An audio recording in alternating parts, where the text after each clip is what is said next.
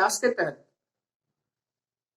सभी विद्यार्थी ध्यान दें कि हम लोग अनसॉल्व पेपर की सॉल्विंग करेंगे और इसमें यह देखेंगे कि किस तरीके का प्रश्न सिंटैक्स में पूछा जाता है।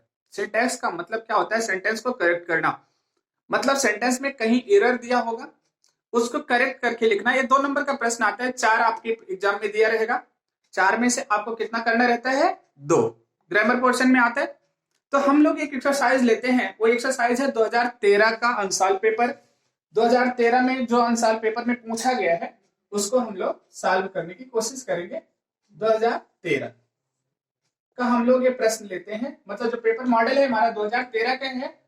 क्योंकि 7 सेट आता है, एक में अगर 4 आता है तो आप लोग समझ सकते हैं तो कितना आएगा? 28। ठीक, तो हम लोग सॉल्व करते हैं, कुछ एग्जांपल लेते हैं, कुछ आप लोगों को हम भेजेंगे, तो आप लोग उसको सॉल्व करके मतलब भेजेंगे। अगर उसमें कोई गलतियां होंगी तो उसको हम मतलब आप लोगों को इंप्रूव कराने की कोशिश करेंगे। इसको आपको ध्यान रखने हैं, सॉल्व भी करने हैं, सीखने हैं। चूंकि सिंटैक्स केवल हम कह सकते हैं 12 एग्जाम पास करने के लिए नहीं होता, 11 एग्जाम पास करने के लिए नहीं होता, बल्कि इसको आगे भी आपको जरूरत पड़ती है। ये सेंटेंस एरर स्पॉटिंग के तहत आपकी परीक्षा में पूछे जाते हैं। ठीक है, देखिए पहला सेंटेंस है neither of them were there. Neither of them were there, ये आपका पहला सेंटेंस है। ये सिंटैक्स का प्रश्न है। सिंटैक्स का मतलब होता है करेक्ट करना, और आपको इसको करेक्ट करना है तो किस तरीके से आप करेक्ट कर सकते हैं ये आपको ध्यान में रखना होता है। रूल चूंकि आपको पता होना चाहिए। देखिए नाइदर एक डिस्ट्रीब्यूटिव प्रोनाउन है, जब ऑफ के रूप में यूज किया जाता है तो नाइदर ऑफ देम, देम देखिए प्लूरल है। ठीक, दे का ऑब्जेक्टिव केस देम होता है। ऑब्जेक्टिव केस लगा क्यों है? क्योंकि ऑफ के बाद ऑब्जेक्टिव केस आता है, इसलिए देम लगा है। तो नाइदर ऑफ देम, और यहां पे वर लगा है। जब कभी भी हम डिस्ट्रीब्यूटिव प्रोनाउन का प्रयोग किसी भी प्रोनाउन या नाउन के पहले कर लेते हैं तो वो सिंगुलर वर्ब लेती है। तो इसका करेक्ट आप लोग ऐसे लिखेंगे, नाइदर ऑफ देम लिखा है तो यहां पर देम रहने देंगे क्योंकि ऑब्जेक्टिव केस होगा, लेकिन यहां पर क्या हो जाएगा? Was there. ये आपका सेंटेंस है। तो क्या हो गया? Neither of them was there, पहला सेंटेंस। हम लोग दूसरा सेंटेंस लेते हैं। समझ में आ गया होगा हमारे ख्याल से कि नाइदर डिस्ट्रीब्यूटिव प्रोनाउन है। डिस्ट्रीब्यूटिव में और क्या आता है? ईच आता है। ठीक है, और क्या आता है? आइदर आता है। ठीक है, neither of them, either of them, each of them अगर आएगा तो उसके साथ सिंगुलर वर्ब का प्रयोग किया जाएगा। इसको ध्यान में रखना। अगला लिखा है no less than 5 boys were absent. दूसरा सेंटेंस है नो लेस देन 5 स्टूडेंट्स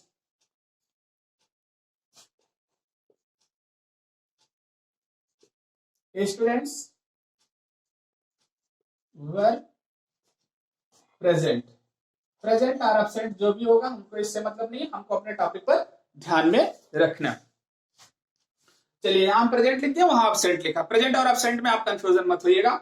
अब हमको इसको ध्यान में रखना है कि कैसे इसको हम किस तरीके से करेक्ट करेंगे। देखिए कभी भी बहुत कॉमन एरर पूछता है। इस कॉमन एरर में देखिए नो के साथ लेस लगाया गया है।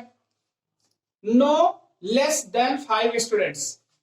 लेस जो है वो क्वांटिटी शो करती है, ठीक है, नंबर नहीं शो करता।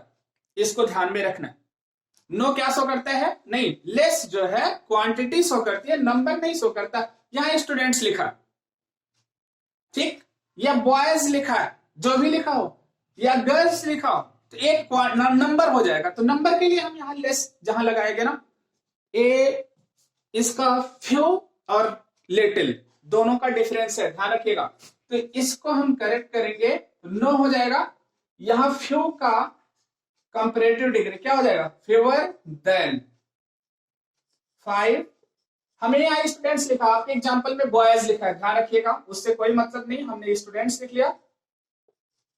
यहां पर वर है, ये वर रहेगा क्योंकि प्लूरल है ही है।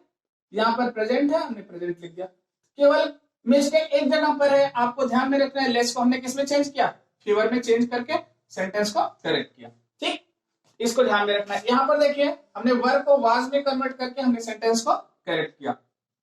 यहाँ पर हम तीसरा सेंटेंस लेते हैं। लिखा सी कॉल्ड यू एज अ फूल। क्या लिखा, सी कॉल्ड यू एज अ फूल। तो इसको आपको ध्यान में रखना है कि किस तरीके से she called you as a fool.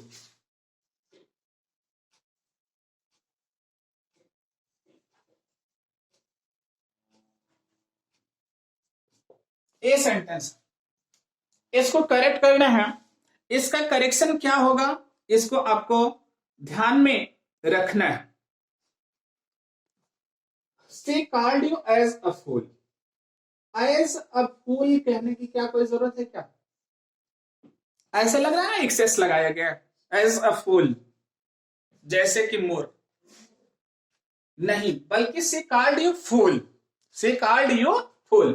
as अब हटाइए और इसका करेक्ट क्या कर लीजिएगा आप लोग, she called you क्या लिख दिया, fool। बस कुछ चीजें हैं जिसको आपको लर्न करने की जरूरत पड़ती है, आप इसको same as it is learn कर लीजिएगा। अगर ऐसा सेंटेंस आता है तो आप एज और ए जो एक्स्ट्रा लगाया गया इसको आप लोग रिमूव कर लेंगे, क्योंकि एडजेक्टिव है, आर्टिकल लगाने की वैसे भी जरूरत नहीं। हम यहाँ पर चौथा सेंटेंस लेते हैं। लिखा है I am ill for 2 days। चलिए, I am ill for 2 days। अब देखिए फॉर 2 days टाइम दिया है। अगर टाइम दिया है तो इसका मतलब क्या होना चाहिए इसको, अब परफेक्ट कॉन्टिन्यूअस टेंस बनेगा। क्यों बनेगा, तो यही हमारे ख्याल से परफेक्ट कॉन्टिन्यूअस, क्योंकि यहाँ पे क्या दिया है, टाइम दिया है। तो यहाँ पर आई के साथ क्या लगाइए, हैव बीन लगा दीजिए। इल का आईएनजी फॉर्म तो होता नहीं, तो आप लोग I have been ill for 2 days। तो इसका करेक्ट क्या हो जाएगा, I have been ill for 2 days। ये आपका सेंटेंस करेक्ट हो गया। ठीक है, इसका करेक्ट फॉर्म ये हो गया, I have been ill for 2 days। Okay, अगला आपका लिखा गया है do it now as you forget. Do it now as you forget. देखिए पांचवा सेंटेंस है, लिखा गया है do it now as you forget.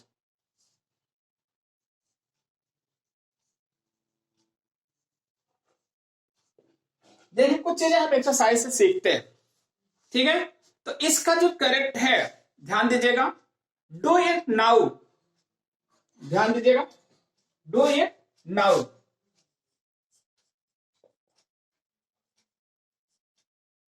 As you forget जैसे कि आप भूल जाओगे, ठीक है, भूल जाते हो ऐसा नहीं, ठीक है। लिस्ट, यहां पर क्या आएगा, लिस्ट यू शुड क्या हो गया, फॉरगेट।